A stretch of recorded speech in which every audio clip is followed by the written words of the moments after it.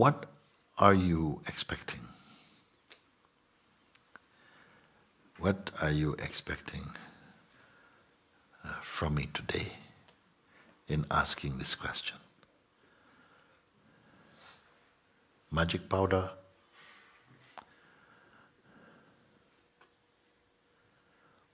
Are my words distant and abstract or merely mental? Can you feel? Can you see? Is it that you want that, yes, I see that I'm not this, but I want it to go away.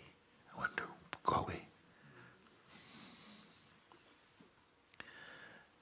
Do I have to get rid of these flowers or this handkerchief for you to be free? Unless you say, this is really disturbing me, can you get rid of it?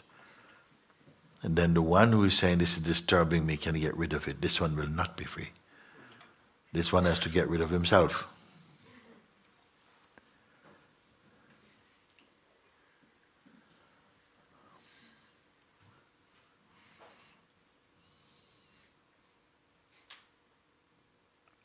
Perhaps we expect something. We have an expectation that I should have a vision, or I should have, and it could happen. But whatever happened will pass also. The self, the pure self, did not happen. It just is. Everything that happens changes. Everything that appears in time and space and change. You are the weakness of them. Sometimes I have asked, are you merely an object in front of the lens of perception, or are you behind the lens of perception looking? Or are you both? Or are you both and beyond?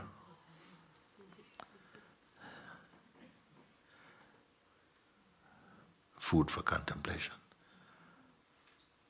Contemplation for clarity. Clarity for confirmation. Confirmation for joy.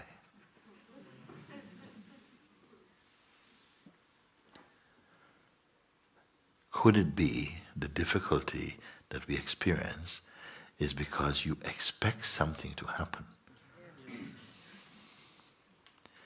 Like, I'm still having this feeling. What you're not asking, you think you're asking for freedom, but maybe you just want freedom from this feeling. Because the mind is going, hey, you're stupid, you're not worthy, you're not worthy. Stop it. Can you bear the mind saying, suppose somebody came up in the street and say, excuse me, miss, excuse me. You say, yeah, sorry. Can I have your left kidney? Just one. What would your response? You don't know? You might be shocked. Oh, I need to think about that. What would you say? You say, you're crazy. Get out of here. I'll hit you with my slippers or whatever. Or you just be kind of, it will cost you. I don't know. What will you say? Or you might be just saying, that's really good. That's funny. George, come here. Tell him what you said to me just now. What is your reaction? Your mind is saying same thing.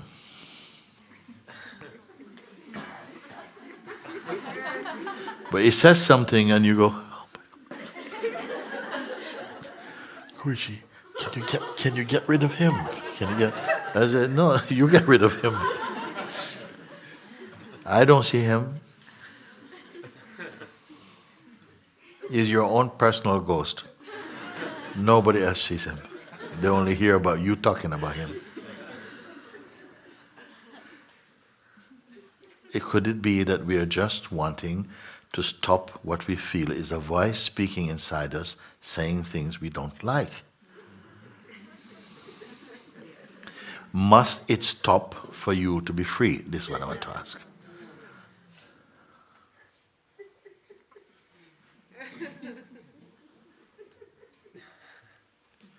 You are never going to be free. I'm never going to let go of you. I'm not going anywhere. If you go to heaven, I'm coming with you. No, no.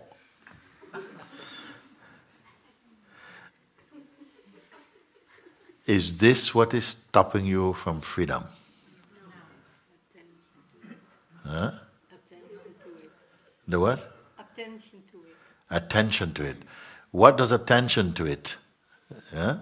You say attention to it is creating some sense of separation from that, no? I'm asking you, what if the answer is so? She say, attention is my attention that's causing me trouble. I'm giving attention to the one who is cursing me. You being who? Is the voice saying to the truth in you, you're no good. You're not going to get it. No? Who is the voice speaking to? Huh? Yeah, the person. The person, the self-image. Okay?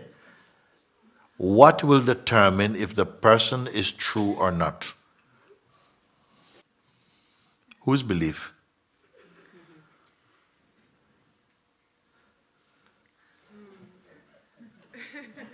Is belief a person? Or is it a function, is a power that you being who, must control or must understand?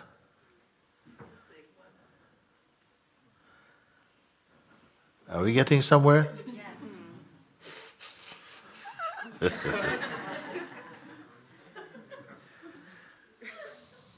Where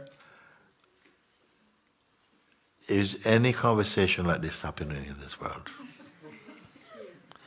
Where you can look like this and you can feel the resistance, you can feel the noise in the head, and you can see that this noise is equivalent to or corresponding to the amount of belief and identity.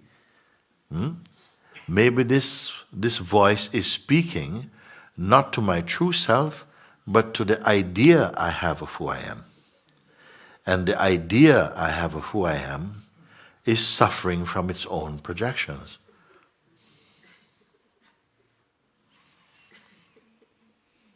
Is it enough that you understand this? Is it enough? Because sometimes we may feel, I kind of get that, but it doesn't stay. What doesn't stay? What doesn't stay?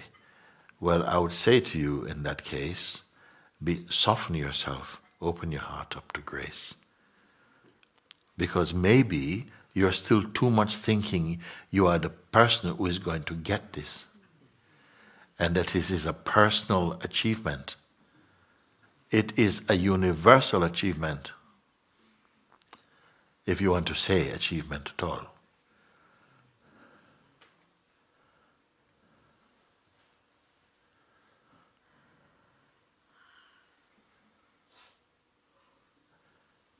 This, what we're looking at, is a certain paradox that somehow is holding the whole world in some kind of suffering by not understanding. There are other ways also. If you are someone who have faith and you trust, you don't hold it onto yourself, but you can surrender it to God, you can surrender it to Christ, you can surrender it to Rama, you can surrender it to Buddha, whatever. You can surrender, just give it up, you say. And you have faith in that, and that faith will help you. If you can look in the way that I am pointing, grace is also with you. But if you hold on to personal identity strongly, very little can help you. If you're holding on only to personal identity, the mind, the psychological mind, will be your companion. If you feel that grace, life, thank you life, to have brought me to this place where I can begin to look at the delusions that have been captivated my mind. Yeah. May the grip of this delusion be, this spell be broken. Or you follow, listen, look, stay with it. Prove it once, twice, 3 times, 4, keep looking. Because when you discover what the truth is, anytime you look for it, it is always the same.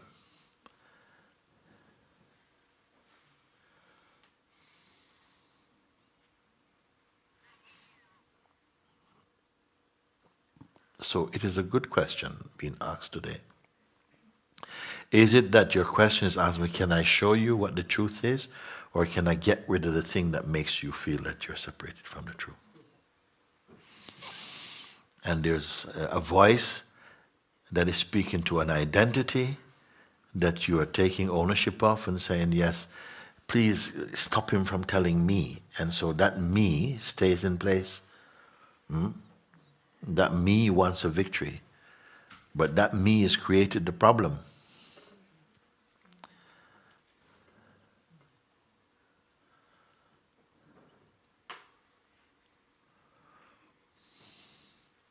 Is this all too difficult for you? No. Huh? If there's a difficulty, if it's difficulty, it's because you're that close.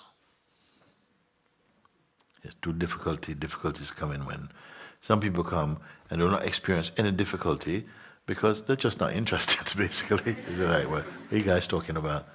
About freedom? Oh yeah, man. You know? And lead me to the drinks or whatever. So they're not interested. So that one don't stand a chance. As soon as it comes inside your heart and you begin to feel even a little blow kiss from God, you're going to feel, whoa. And then comes the resistance will come. And it will find whatever it is that will catch your attention to keep you fighting to sustain your personal position about something.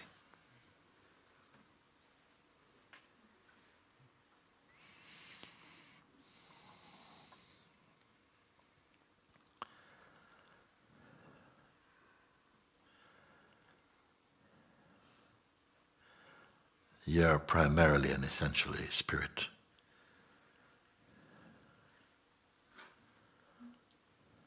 For a while, we'll feel very personal, very tangible, very fleshly.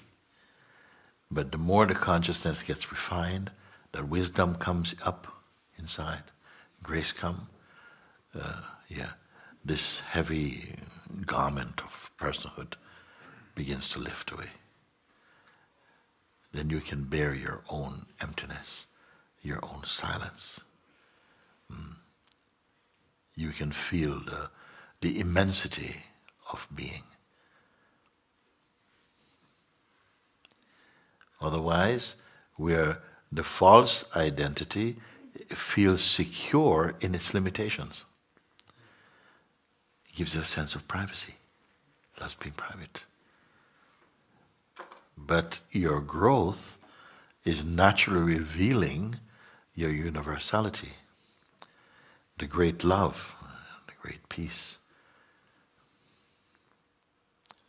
It is without measure, without limitation.